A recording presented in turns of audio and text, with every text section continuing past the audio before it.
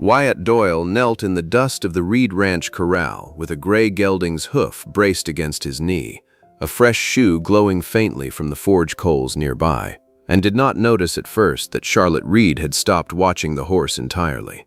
He drove the last nail clean and true, set the hoof down, and straightened, wiping his hands on a leather apron gone dark with years of honest work.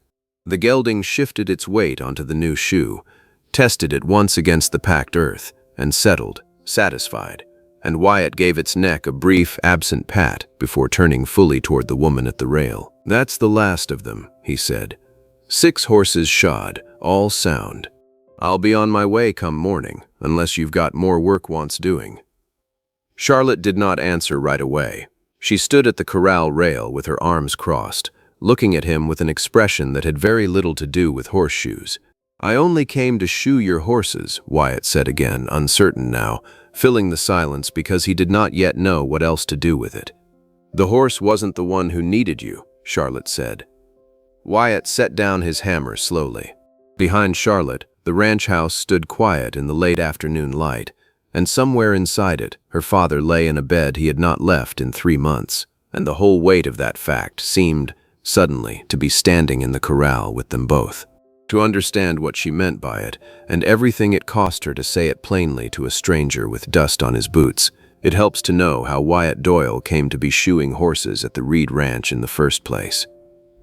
Aspen Hollow, Colorado Territory, in the autumn of 1878, was a scattered ranching community at the foot of the Front Range, its families spread wide across good grazing land and connected mainly by a single rutted road, and the county horse auction held every October in the town square. The Reed Ranch sat at the valley's northern edge, 800 acres of pasture and timber that Ezekiel Reed had built from a homestead claim 26 years before, known throughout the county for breeding some of the soundest saddle horses in the territory. Ezekiel had fallen from a young stallion in July, a bad fall that left him with a weakness down his left side and a slur in his speech that had not improved much in the months since, and the doctor from town had said plainly, more than once, that further improvement was unlikely at his age. The fall itself had happened on an ordinary morning, Ezekiel working a green 3-year-old in the near pasture the way he'd worked 1,000 horses before it, and the horse had simply spooked at something neither Charlotte nor anyone else had ever identified. A snake in the grass, or a sudden gust that caught a loose gate, and thrown a 61-year-old man who had once seemed, to his daughter, entirely beyond the reach of ordinary misfortune. She had found him herself, unconscious in the dirt, and had ridden for the doctor with a fear she had not fully recovered from even now, months later, watching him slowly relearn how to hold a spoon steady in his right hand. Charlotte Reed, 29 years old, had been running the ranch alone since, tending both her father's care and the horses' training, the fence lines and the feed accounts, sleeping in snatches between his needs and the ranches, and had grown, over 3 exhausting months, considerably more tired than she let anyone in Aspen Hollow see. Her mother had died of a fever 11 years earlier, and her only brother, Daniel, had left for Denver at 19 to work the railroad offices, riding home dutifully but rarely visiting, his own life having carried him too far from ranch work to be much practical use now that practical use was exactly what the family needed. Charlotte had not asked him to come home. She had decided, somewhere in the exhausted middle of a hard August, that asking people for more than they offered freely was a kind of weakness she could not afford to indulge, and had simply carried the ranch's whole weight herself instead. She wrote to Daniel dutifully each month, keeping her letters practical and brief, describing their father's condition in the plain clinical terms that felt safer than the fuller, more frightening truth. Daniel wrote back with genuine concern and modest offers of money he could ill afford himself, and twice suggested he might come for a proper visit come spring, though spring had a way of arriving and passing without him managing it. Charlotte did not resent him for it, not exactly, understanding that a man building a new life in Denver had his own reasonable claims on his time and attention. But she noticed, some evenings, a small hard kernel of loneliness in the noticing, the particular ache of being the only one left standing close enough to catch what was falling. She kept the horses exercised and the accounts current, and her father fed and turned and read to in the evenings, and she had grown, by that September, into the particular kind of tired that does not show itself in complaint, but in the quiet, careful way a person moves when they have stopped expecting help to arrive. The county auction was 5 weeks off, and the Reed Ranch's 6 best saddle horses needed shoeing before the journey to town, a job Charlotte could have done herself if she'd had a single spare hour in a week that did not have one, and so she had sent word to the traveling farrier whose name she'd heard spoken well of 2 valleys over. Wyatt Doyle was 33 years old, broad through the shoulders from a trade that demanded strength and patience in equal measure, with sun-weathered hands and the particular quiet of a man who had spent most of his life among animals rather than people. He had learned farrier work from his own father, Samuel Doyle, who had traveled the territories shoeing horses for 30 years and had raised his son on the road beside him, moving from ranch to ranch and town to town so constantly that Wyatt could not, if asked, have named any single place as the town where he'd grown up. Samuel had died 6 years back, quietly, in a rented room in Cheyenne, and Wyatt had simply continued the only life he knew afterward, traveling the same circuit of ranches his father had traveled, shoeing horses and moving on, never staying anywhere long enough to be asked to. He did not think of this as loneliness, exactly. He had never had the alternative long enough to miss it, and a man could not properly grieve a kind of life he had never actually lived. Samuel Doyle had been, by every account, a good father in his own itinerant way, patient with the trade's demands and generous with what small comforts the road allowed, teaching Wyatt not only the craft of shoeing a horse properly, but the particular dignity of doing careful work regardless of how briefly you'd be known for it in any one place.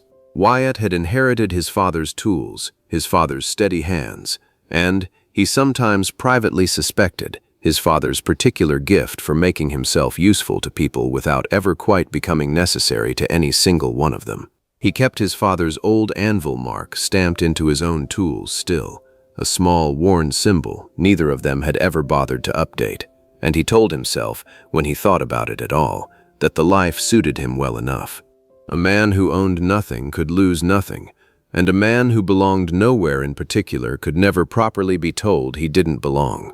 He arrived at the Reed Ranch on a bright September morning, driving a wagon loaded with his forge and tools, and found Charlotte Reed waiting at the corral gate, sleeves rolled and expression guarded, a woman clearly used to managing strangers efficiently and sending them on their way. 6 horses need shoeing before the October auction, she said, by way of greeting. I can pay standard rate, and there's a bunk in the tack room if you'd rather not make camp.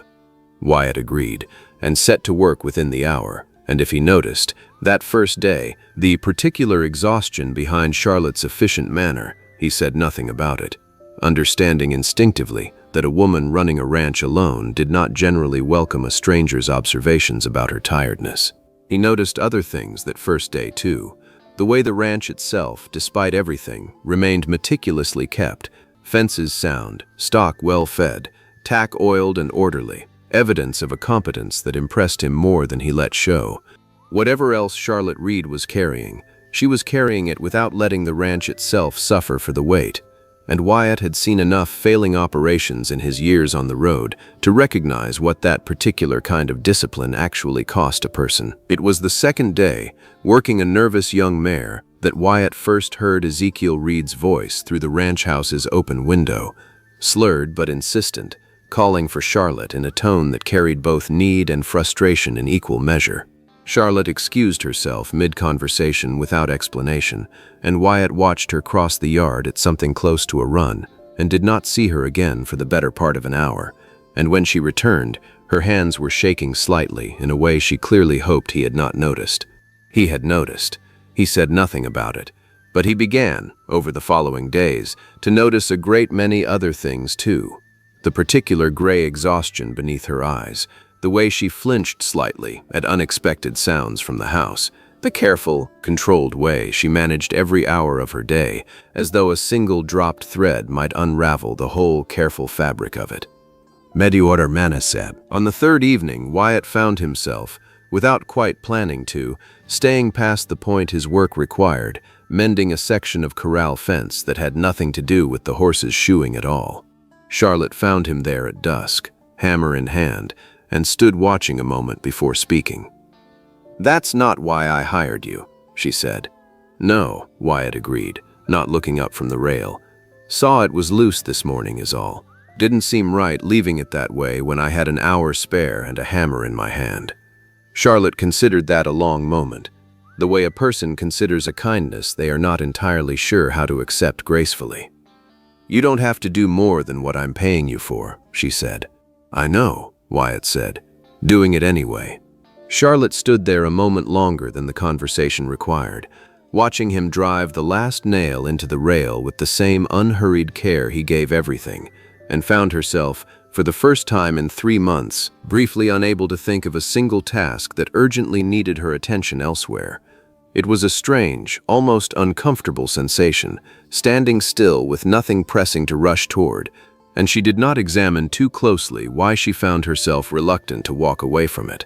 "Supper's in an hour," she said instead, and went back toward the house, and told herself the invitation was simple hospitality, nothing more than any employer might extend to a hired man still working past dark. Beer. The days that followed settled into an unplanned rhythm, Wyatt working through his farrier's tasks each morning and finding, each afternoon, some small additional task that wanted doing, a hinge that needed oiling, a water trough that needed clearing, small burdens quietly lifted from a woman who had stopped, somewhere in 3 hard months, expecting anyone to notice they existed. Charlotte began, despite herself, looking forward to the particular quality of quiet competence Wyatt brought to the ranch, a steadiness that asked nothing of her and simply, patiently, made her days marginally easier to carry. She caught herself one evening setting a second plate at the supper table without deciding to, a small habit that had crept in somewhere around the 5th day and that she did not examine too closely for what it might mean. They talked, over those evening meals, about ordinary things at first, horses and weather and the particular stubbornness of Colorado soil, and gradually about less ordinary things, Wyatt's years on the road with his father, Charlotte's mother and the fever that took her, the particular loneliness of tending someone you love as they grow smaller by careful degrees. Wyatt found himself, more than once, staying at the table long after the meal itself was finished, telling Charlotte stories from his years on the road that he had not thought to tell anyone in longer than he cared to count, small memories of towns and ranches and the particular characters a traveling trade introduced a man to. Charlotte listened with genuine interest rather than polite patience, asking questions that suggested she was building, in her mind, an actual picture of the life he'd lived, rather than simply waiting for her turn to speak. She noticed, too, that he never once complained about the road itself, the constant moving, the lack of any single place to properly call his own, and she found herself wondering, more than once, whether a man could truly be as unbothered by rootlessness as Wyatt Doyle seemed determined to appear. "Your father," Wyatt said one evening, carefully. "How bad is it, truly?" Charlotte was quiet a long moment before answering. "Doctor says he won't walk again unaided. Might not fully find his words again either, not the way they used to come to him." She looked down at her hands. "He was the strongest man I knew, once. Watching him need help buttoning his own shirt some mornings. She stopped, unable to finish the sentence in a way that felt bearable to say aloud. "Some mornings he doesn't want me in the room while he tries," she continued after a moment. "Proud man. Would rather struggle alone for 20 minutes than let his own daughter see him fail at something a child could manage. I stand outside the door some days just listening, not knowing whether to go in or leave him his dignity." "It's a particular kind of grief," Wyatt said quietly. "Watching someone you love become someone who needs you differently than they used to." Charlotte looked at him with something like surprise, as though she had not expected a traveling farrier to understand that particular ache so exactly. "My father taught me everything I know," Wyatt said. "Watched him get old on the road too. Slower hands, slower steps, though he never once let it stop him working until the very end. I understand something of what it costs to watch a strong man become careful." Word of Wyatt's continued presence at the Reed Ranch reached Aspen Hollow the way most things reached Aspen Hollow, through the general store and the church social, and Charlotte found herself, on a trip to town for supplies, on the receiving end of more than one curious inquiry about the farrier who seemed to be taking rather longer than 6 horses ought to require. "He's helping with the ranch work," Charlotte told Mrs. Danvers at the Mercantile, plainly, offering no more explanation than the facts required. "My father can't manage the physical work anymore, and I can't do it all alone. Plenty of hired hands in the valley could help with that," Mrs. Danvers said, not unkindly, though the implication sat clearly beneath the words. "Wouldn't need to keep a stranger on so long. A young woman alone with her sick father." Charlotte did not dignify that with much of an answer, though she thought about it the whole ride home, turning over the particular unfairness of a town that would rather see her struggle alone than accept help that had not arrived wrapped in a proper courtship or a wedding ring. She mentioned none of this to Wyatt directly when she returned, though he noticed, over supper that evening, a particular tightness in her manner that had not been there the morning she'd left for town. He did not press her about it, understanding by then that Charlotte Reed shared her burdens in her own time and in her own way, and that pressing her only made the sharing take longer. It was Ezekiel, overhearing enough of the town's whispered concern from his own visitors that week, who finally mentioned it to Wyatt directly, watching for his reaction with the sharp attention of a man whose body had failed him but whose judgment plainly had not. "Town's talking," Ezekiel said. "Young woman alone with a hired man staying on past reasonable cause." Wyatt only nodded, unsurprised, and said he supposed towns generally found something to talk about, regardless of what a man actually intended by his staying. It was in the 4th week that Ezekiel Reed, propped up in his bed with more strength in his voice than he'd managed in some weeks, asked to speak with Wyatt directly, and Charlotte, uncertain what her father intended, left them alone at his insistence.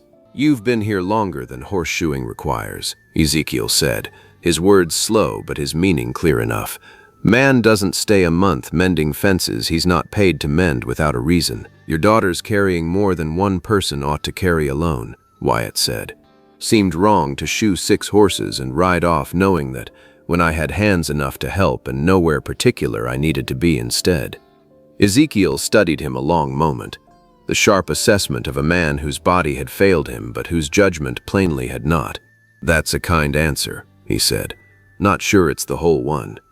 Wyatt did not deny it. "No," he said. "Reckon it isn't."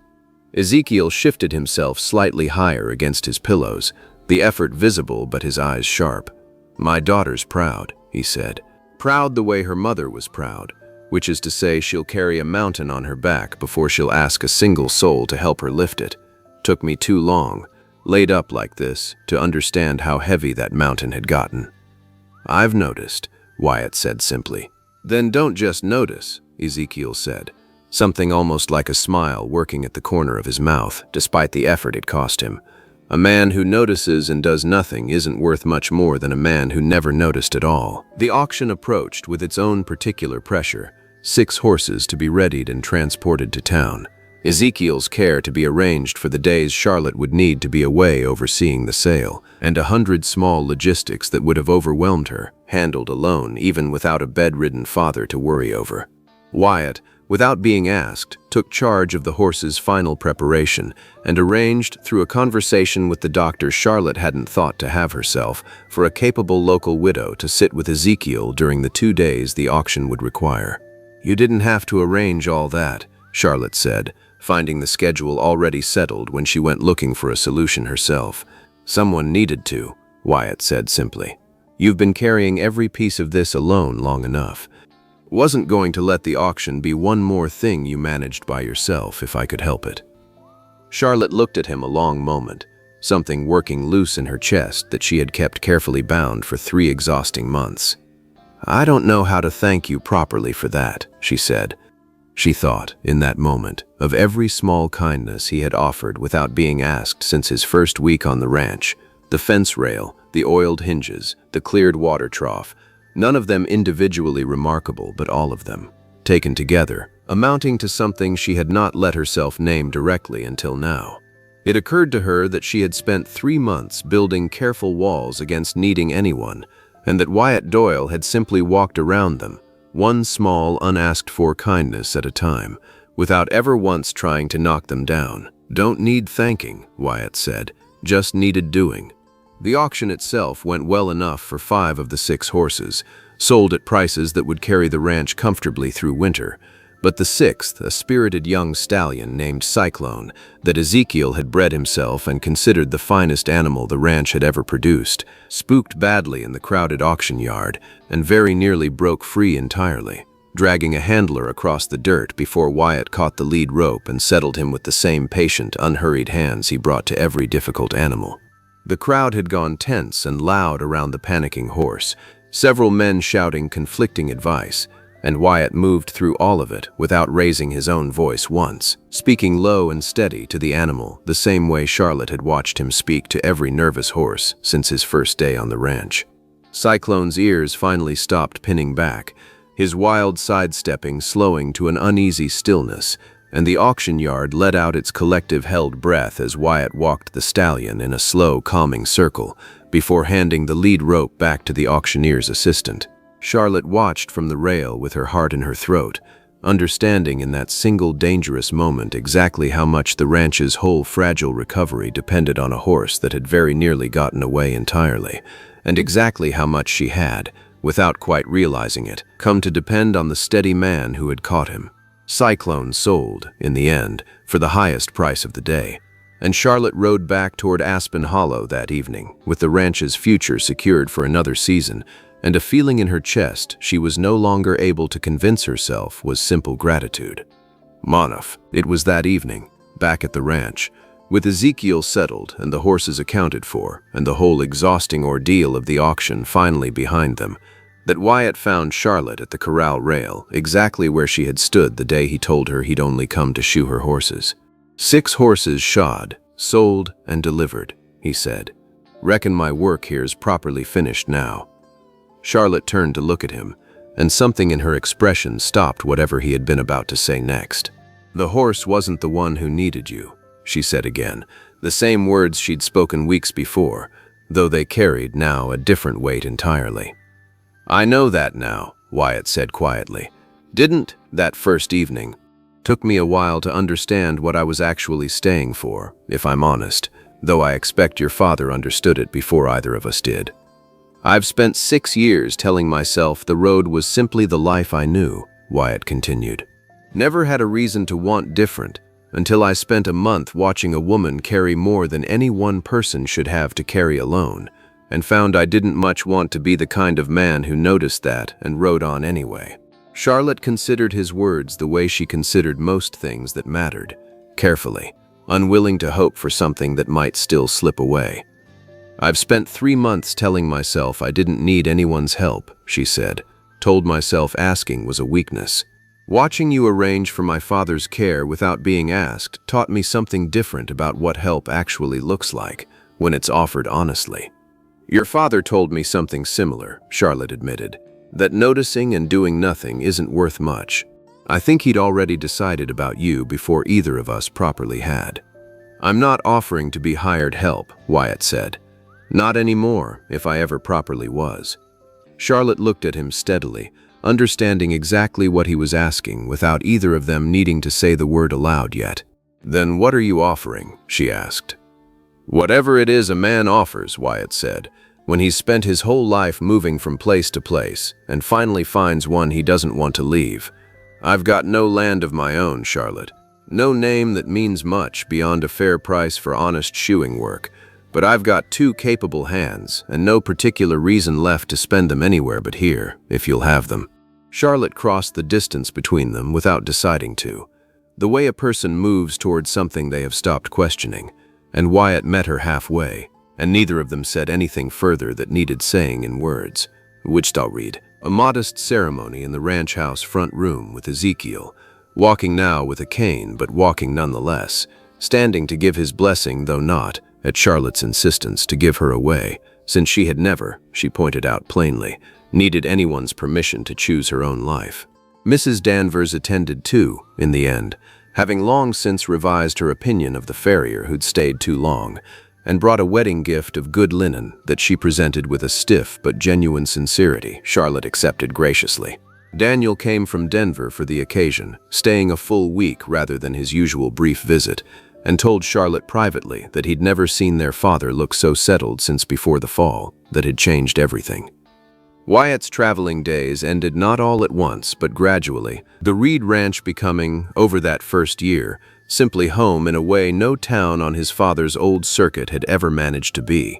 His forge set up permanently now in a corner of the barn, his name added to the ranch's accounts alongside Charlotte's own. Ezekiel's health settled into a steady, manageable decline, rather than the sharp crisis Charlotte had feared, and he lived long enough to see his grandson born 2 years later, a boy Charlotte and Wyatt named Samuel, after a farrier who had raised his own son on the road and never once, in all those traveling years, imagined the boy would finally find the one place worth setting down roots in. The ranch prospered under 2 sets of capable hands, its saddle horses still known throughout the county for their soundness, its boundary fences among the sturdiest in the valley, tended now by a farrier who had finally stopped moving long enough to build something meant to last, rather than simply passing through to mend it. Charlotte kept her father's old training methods alive in the horses she and Wyatt bred together, and Wyatt kept his own father's anvil mark stamped into every shoe he made, 2 inheritances from 2 different traveling lives, settling comfortably into one single, unmoving home. Young Samuel grew up knowing his father's forge the way other children knew their father's fields, and showed by the age of 6 an interest in the craft that made Wyatt's chest ache with a particular pride he had not expected fatherhood to bring him. Aspen Hollow, in time, stopped whispering about the farrier who'd stayed too long, and started instead telling newcomers the story of the horseshoer who came for 6 horses and found, waiting in the quiet, exhausted eyes of the woman who'd hired him, the one thing his whole traveling life had never quite managed to give him.